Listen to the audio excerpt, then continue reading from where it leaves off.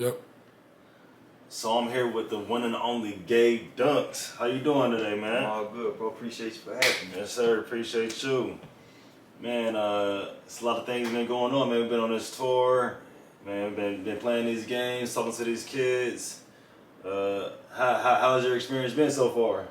Oh man, this been like a great experience. So getting back on the road, my first time performing since my injury and everything like that, I actually feel rejuvenated more than anything. Like seeing those fresh faces, seeing all those young people, all that fresh energy and stuff. It's been like refreshing for me because like basketball is what I love to do. So if you tell me like this is what I do for work, I can't complain no more than that. Yeah, that's amazing, man. Seeing those beautiful faces, man. There's nothing like it at all, man.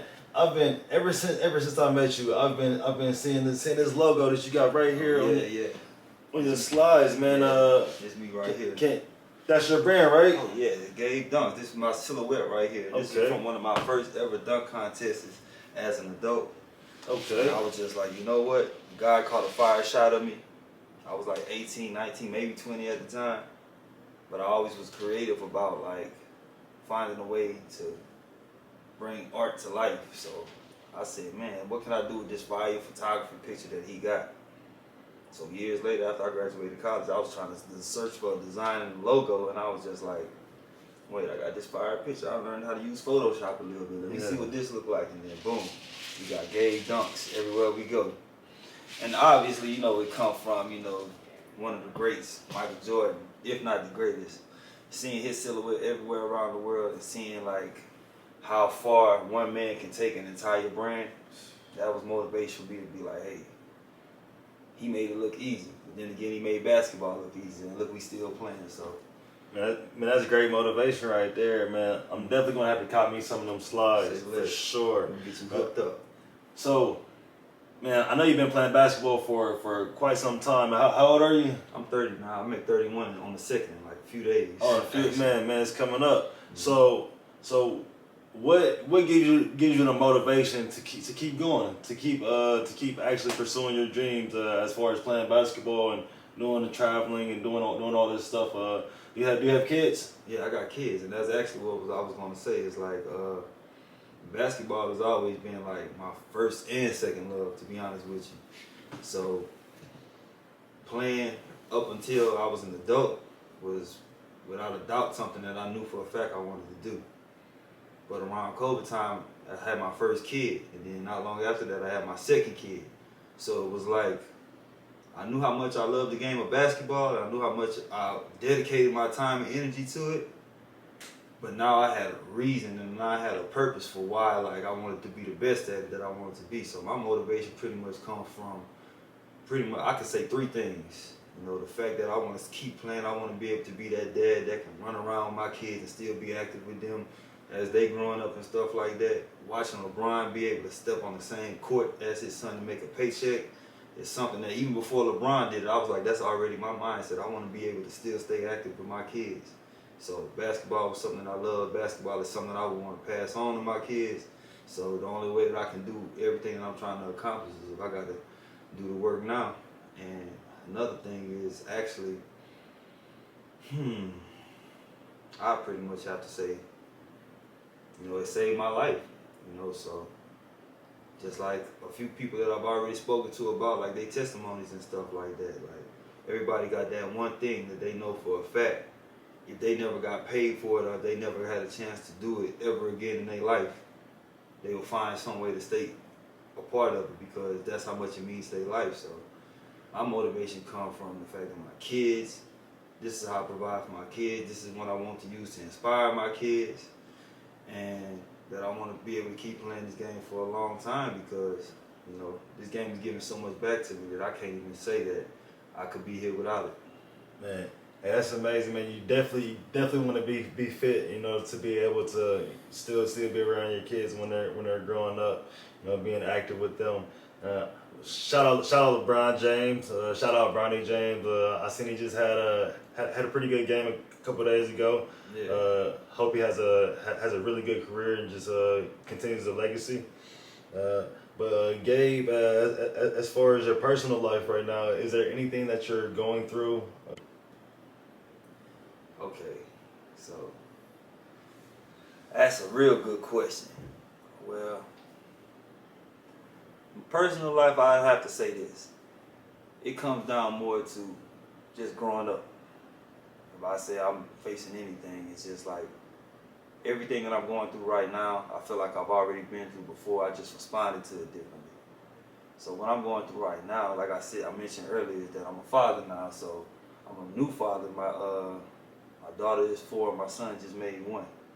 So this is pretty much a relatively new chapter of my life to the point where I'm still getting adjusted, and it's not going as smoothly as I thought it would. Because like look at our career path. Like I'm traveling all over the country and stuff like that. I'm playing ball. I'm running a business. I'm running a brand. I'm committing to other kids around the country and stuff like that.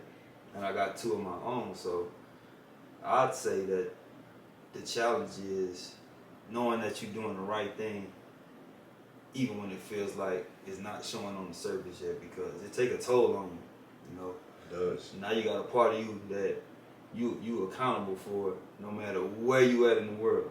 Right. Like now, my sense of urgency came from the fact that I realized that my kids growing every day. Gotta get it. So every second that's passing by, they getting older, they getting hungry, they getting sleepy, they getting everything, and I gotta be that provider that makes sure that I'm keeping up with whatever pace in life that they developing on. So it's hard right now because like this is critical. Like this is times where they having their first everything, losing their first tooth, taking their first steps. Me being the dad that I wanted to be, and me being the dad that I know for a fact I would have liked to have growing up. I feel like I'm contradicting everything that I already believed in before I became a father, because now you find yourself absent, but in a good way though. Like it would be different if it was out of my control and it was something that could have been completely avoidable. But wrapping my mind around the fact that you're doing the right thing at this time is the part that's something I'm struggling with. And then obviously they got mothers, so that's another relationship that on the same page makes it a little bit more challenging. So it's 2 mothers. Yeah, I got 2 kids for 2 different relationships.